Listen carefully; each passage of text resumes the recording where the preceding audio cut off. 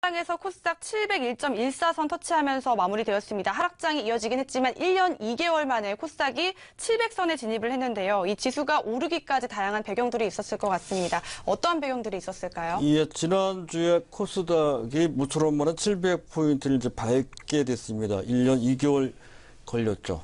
전 세계 증시가 뜨거운 강세장이었음에도 불구하고 코스닥은 그동안 좀 상대적으로 지지부진한 그런 모습을 보이다가 최근 2개월 동안 코스닥은 남다른 상승세를 보이면서 시장 강세장에 합류하는 그런 모습이 나왔습니다. 자, 이런 흐름의 연장선상에서 현재 시점적으로 매우 또 특별한 연말 장세를 맞이하고 있는 상태인데요. 지금 원래 코스닥의 강세장은 1월 효과라는 말이 있듯이 보편적으로 연초에 비교적 강합니다. 1월 달부터 2월 달까지 코스닥이 상대적으로 강한 모습을 보였던 것이 과거의 전례였었습니다. 하지만 이번의 경우는 여러 가지 여건상으로 봤을 때 코스닥 강세장이 현재 좀 조기에 실현될 소지가 좀 높다는 시각이 조금씩 자리를 잡고 있다는 건데요. 최근에 코스닥의 시가총액 최상위 종목들에 포진되어 있는 셀트리온유의 바이오주들이 득세하는 것과 어느 정도 밀접한 관련이 있다, 이렇게 판단이 됩니다. 그만큼 시장의 관심도가 상당히 높아졌다는 것을 뜻하는 것이죠. 수급을 보더라도 최근 외국인들이 코스닥을 떠나고는 있습니다만 그것은 셀트리온에 국한된 그러한 매도고요. 전체적으로 보면 현재 지금 기관들은 매수를 하는, 특히 금융투자에서 집중적으로 매수하고 있음을 알 수가 있습니다. 그동안 코스닥 시장을 떠났던 기관들이 다시 돌아오고 있다는 측면에서도 모종의 가능성을 충분히 엿볼 수 있다는 것에서 더욱더 관심을 둘 필요가 있다는 것인데요. 9월 25일입니다. 당시 약 6주 전이죠. 코스닥이 642포인트까지 내려간 바 있었는데요. 그 저점 대비 최근 코스닥은 그 6주 동안 약 9.2%, 6주 동안에 9.2% 올라왔으면 상당히 많이 올라간 겁니다. 코스피가 같은 기간 동안 7.3% 올라갔습니다. 코스피도 만만치 않게 올라갔습니다만 그간 최근 거의 1년 6개월 동안 코스닥은 제대로 한번 코스피를 초과 상승을 하지 못한 바 있습니다. 그런 것을 감안한다면 코스닥의 이번 상승은 상당히 대단한 그런 변화였다, 상승세였다라는 것을 알 수 있다는 것이고요. 또 앞서 말씀드렸듯이 시총 최상위주들이 급등을 했습니다. 셀트리온, 또 셀트리온 헬스케어, 또 신라젠, 또 오늘 같은 경우에는 현재 TCU진은 상한가까지 진입을 했습니다. 자, 그런 모습으로 전체 분위기를 이끄는 그런 상황이 됐다는 것. 코스닥의 시가총액 최상위주 10개 종목에서 8개가 바이오주입니다. CJ, ENM, 로엠을 제외한 나머지 8개가 모두 바이오주라는 건데요.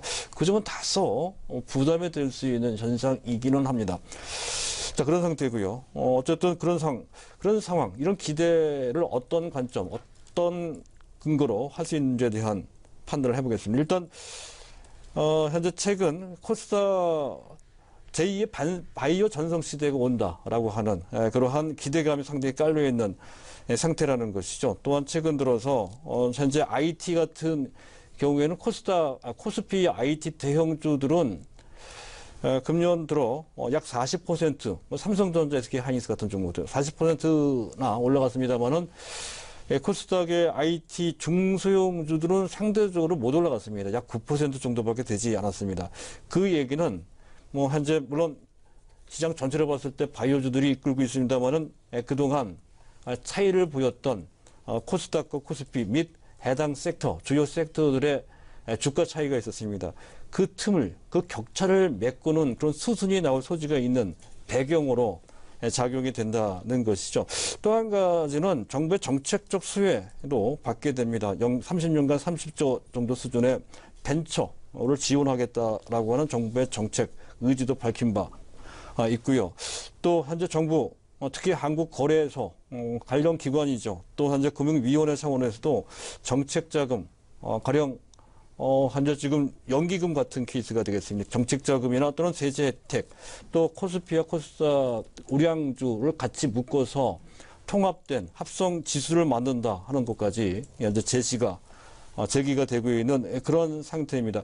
지금 현재 국민연금의 코스피 현재 코스닥 보유 비중은 불과 2.1% 정도밖에 되지를 않습니다. 우리나라 시장 전체 시장에서 코스닥이 차지하는 시총 비중은 13%입니다.